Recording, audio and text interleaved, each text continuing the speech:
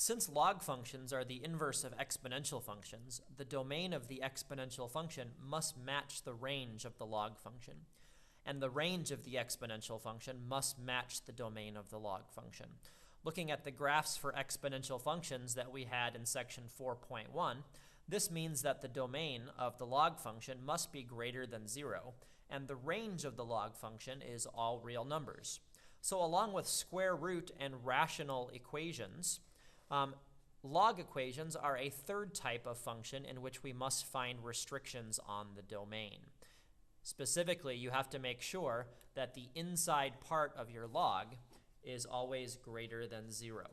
So example number 5, if we have the function f of x equals 12 log of 2x minus 5 base 3 plus 7. Notice these parentheses mean that 2x minus 5 is part of the log, plus 7 outside means it's not part of the log function. Okay, so you need to make sure that the inside part of the log is always greater than 0. So for domain, anything outside or the base is irrelevant if you're only describing what the domain is. So for this problem and anything like it, you want to make sure 2x minus 5 is just greater than 0. Solving this for x, we have that x has to be greater than 5 halves. And in interval notation, parentheses 5 halves to infinity.